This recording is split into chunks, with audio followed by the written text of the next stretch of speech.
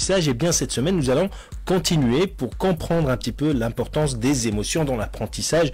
Et la question que se pose aujourd'hui Majdi Ayari, c'est quel rôle a joué pour les enseignants et par les enseignants.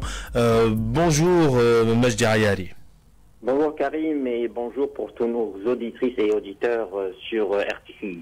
Alors, nous allons continuer à parler des émotions dans le processus d'apprentissage pour comprendre quel est le rôle que doivent jouer ou qui doit être joué par les enseignants.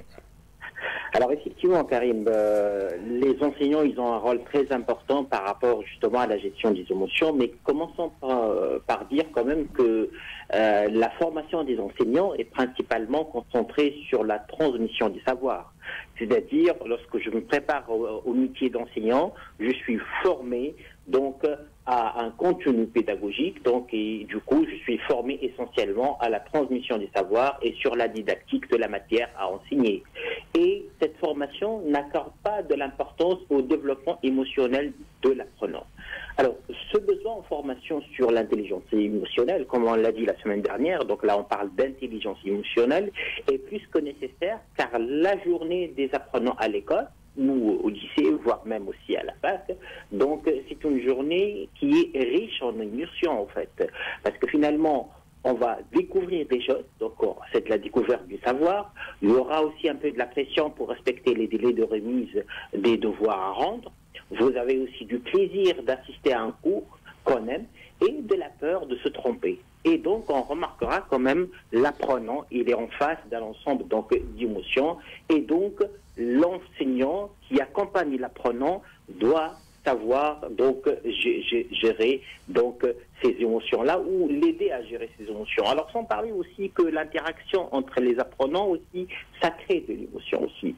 Alors je vais me référer au chercheur français en sciences de l'éducation, Laurent François, qui précise que la cognition, donc l'apprentissage, ne peut être séparé de la motivation qui la génère et des émotions qui l'accompagnent. Ça veut dire quoi? Ça veut dire lorsqu'on apprend, donc le déclenchement de l'apprentissage est précédé par une motivation, mais tout au long de l'apprentissage, on génère des émotions qui accompagnent cet apprentissage.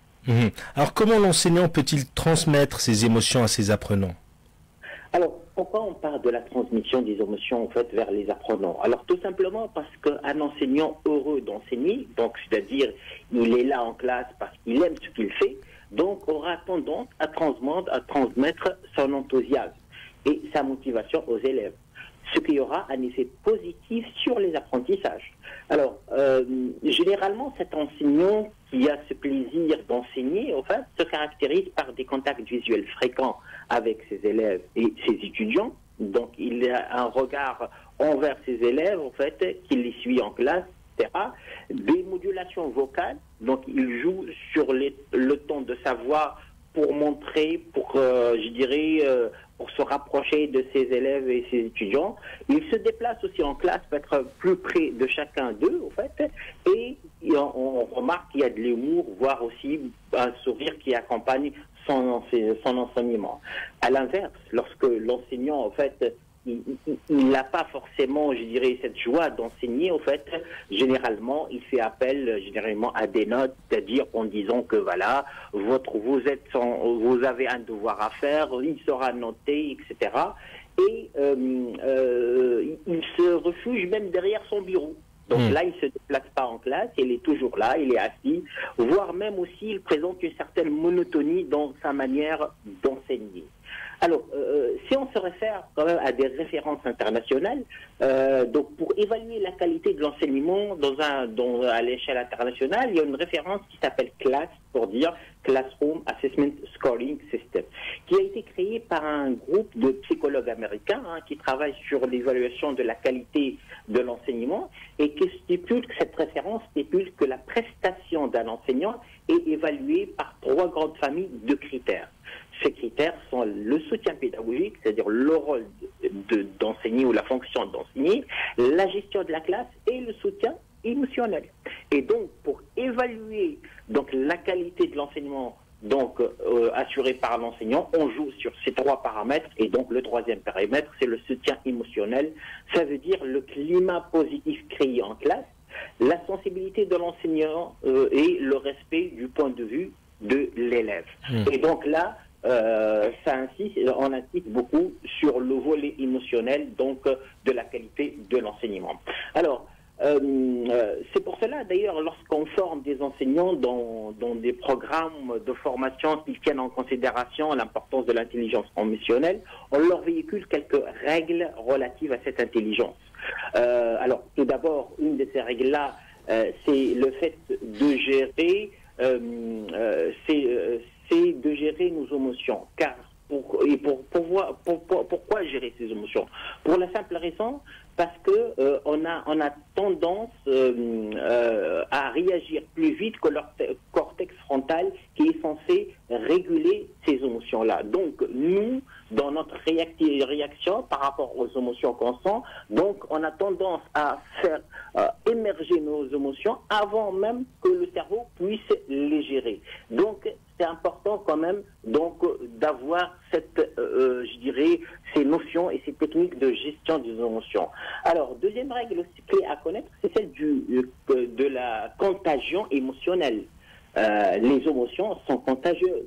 C'est un petit peu l'effet miroir. Vous nous aviez parlé de l'effet miroir. Exactement. Et je dirais le terme scientifique, c'est la contagion émotionnelle, en fait. C'est-à-dire les émotions peuvent se transférer d'une personne à une autre. En effet, notre cerveau contient des neurones miroirs qui copient inconsciemment l'attitude de l'autre. Et on s'imprègne ainsi de ces émotions. Ça veut dire quoi? Ça veut dire en fait, donc les émotions dégagées par l'enseignant, ils sont appropriées par les apprenants. Donc en plus, les émotions négatives sont beaucoup plus contagieuses que les positives. Et il y a donc un certain ancrage de manière même durable de ces sensations. D'ailleurs, on se rappelle très bien on le dit, on n'aime pas telle matière parce que tel enseignant, j'ai vécu une mauvaise expérience avec tel enseignant qui l'enseigne. Donc, d'ailleurs, je reviens aussi sur je dirais le contexte actuel. Actuellement, on est en train de traverser une vague de contagion émotionnelle négative à cause de la pandémie de la Covid. Absolument, en raison des informations anxiogènes. Exactement. Et donc, ça impacte directement nos émotions, même si on n'a pas forcément, nous, des émotions négatives, mais à cause de cette surcharge informationnelle et le fait d'être exposé à des personnes qui nous parlent tout le temps du Covid, on finira donc par avoir des émotions négatives et on peut s'approprier des émotions négatives. C'est pareil aussi pour l'enseignement, je dirais. Donc, si on revient à notre contexte d'apprentissage, on peut dire que les émotions véhiculées par un enseignant impactent considérablement celles de ses apprenants, surtout chez les élèves en bas âge, qui n'ont pas encore la faculté de gérer leurs propres émotions et qui sont rapidement impactés par les émotions de leur dégagées au niveau de leur entourage. Donc, c'est important quand même d'être vigilant lorsqu'on enseigne, donc par rapport à l'impact, je dirais, des émotions qu'on fait véhiculer. Donc il faut être vigilant, mais quel rôle très concrètement peut jouer un enseignant pour réguler un petit peu les émotions de ses apprenants? Effectivement, alors moi je dirais quand même, je caractérise la relation entre enseignant et apprenant en premier lieu d'une relation qui doit fournir une certaine sécurité affective. N'oublions pas que dans le processus d'apprentissage, l'erreur est une source d'apprentissage. Et ça, c'est un point qui est très important. Donner à vos élèves, à vos étudiants, la possibilité de commettre des erreurs. Et donc, ces erreurs-là, il faut savoir les exploiter comme étant de la matière pour renforcer l'apprentissage. Et donc, il ne faut pas quand même que cette je dirais, sensation de la crainte de la réaction de l'enseignant s'installe en classe. Donc c'est très important d'être, je dirais, de bien gérer sa réaction vis-à-vis de l'erreur. Donc la crainte de ne pas réussir dans une matière nécessite que l'enseignant accompagne l'élève vers une attitude qui consiste à travailler pour mieux maîtriser la matière plutôt que de la fuir. Donc, et ça, c'est très important. Alors, il est important aussi que l'enseignant puisse orienter ses apprenants vers des buts de maîtrise du contenu plutôt que des buts de performance se matérialisant généralement par le souci de l'obtention de la note. Oui. C'est-à-dire, c'est important d'expliquer aux apprenants qu'il y a deux types de buts ou d'objectifs. Il y a ce qu'on appelle le but donc de maîtrise. Donc, je suis là pour maîtriser tel concept, tel contenu, mais je ne dois pas être là parce que j'ai un but d'obtention d'une note, le but de la performance. Donc, en effet, les buts de maîtrise procurent un sentiment de plaisir. Et donc, c'est important, dès le départ, dans le processus, je dirais, d'interaction enseignant-apprenant, de mettre en valeur le plaisir d'apprendre et la découverte. Et qui dit plaisir parlera d'émotions positives. Et les résultats viennent d'eux-mêmes. Si on prend du plaisir à apprendre quelque chose, eh bien les notes suivront. Exactement. Ça veut dire quoi? Ça veut dire tout simplement le fait d'avoir un but ou un objectif de maîtrise, ça déclenche systématiquement donc un but ou je dirais un résultat ou de la performance. Donc ça c'est très important quand même. Et là je dirais, comme je l'ai dit tout à l'heure, nos élèves ils n'ont pas encore cette notion, je dirais donc de plaisir d'apprendre, avec aussi un environnement qui oriente ces émotions vers la réussite, la performance, etc. Les parents, tout l'environnement. Et donc, c'est important que l'enseignant ait ce rôle-là, donc de l'orienter vers le plaisir d'apprendre. Alors, dernier point, il faut bien comprendre que les élèves viennent en classe avec des émotions différentes, acquises au sein de leur famille ou dans leur environnement. Et donc, l'enseignant peut, par exemple, commencer sa séance de cours, et donc là, c'est un conseil ou des bonnes pratiques, par une activité de relaxation. Pourquoi je dis ça? Parce que tout simplement, on peut y arriver à l'école avec, avec des problèmes rencontrés en famille ou avec même des collègues ou au niveau de l'environnement. Donc c'est important. Donc l'idée, c'est vraiment de se mettre dans le bain un petit peu pour bien recevoir le cours. Exactement. Et donc là, il y en a des enseignants qui utilisent par exemple des techniques telles que la respiration profonde ou les étirements permettant d'harmoniser l'état émotionnel de tous les élèves. Ça veut dire quoi? Je vais mettre tous les élèves, indépendamment des émotions qu'ils sentent, au fait, au même niveau pour les préparer, comme vous l'avez dit Karim, donc au suivi. Donc, se mettre en de bonnes dispositions. Exactement, exactement. Il est même conseillé que cette activité de relaxation devienne un rituel pour évacuer les émotions négatives acquises dans son environnement. Et même les émotions négatives de l'enseignant lui-même, parce que lui aussi, il vient d'un environnement et d'une famille. Exactement. D'ailleurs, dans mes formations, à chaque fois, même c'est des formations orientées à des adultes, à chaque fois, je démarre ma formation, voire la journée de formation, avec ces activités donc de relaxation. Donc c'est très important que l'enseignant joue ce rôle-là. Ils comprennent quand même que chacun des élèves qui sont en face de lui, ils ont un bagage émotionnel, on va dire, et donc il a comme rôle, avant de commencer le cours, donc d'harmoniser tout ça. Alors vous avez évoqué la famille, l'environnement. Cela veut dire que l'enseignant n'est pas véritablement le seul responsable de la régulation des émotions des élèves et des apprenants en général. Exactement. Alors la famille est une première source d'éducation à l'intelligence émotionnelle. Il est plus que nécessaire que les parents puissent faire appel à ce qu'on appelle la discipline positive. Alors la discipline positive, c'est une, je dirais, elle a montré ses avantages pour gérer efficacement les émotions de leurs enfants et leur montrer comment eux-mêmes peuvent gérer ces émotions-là. Donc, l'éducation et grâce à la discipline positive, c'est un premier pas pour apprendre à vos enfants à gérer convenablement leurs émotions. Il faut bien comprendre que la discipline positive est une approche de l'éducation créée par deux chercheurs autrichiens qui tient compte du ressenti des pensées, les pensées et, les actions de l'individu dans son contexte familial.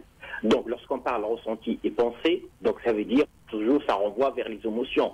Alors, parmi les fondamentaux de cette approche, c'est d'aider l'enfant à avoir le sentiment d'être connecté et développer le sentiment d'appartenance et d'importance. Alors, le fait d'être connecté, c'est pas d'être connecté à Internet, c'est loin de là.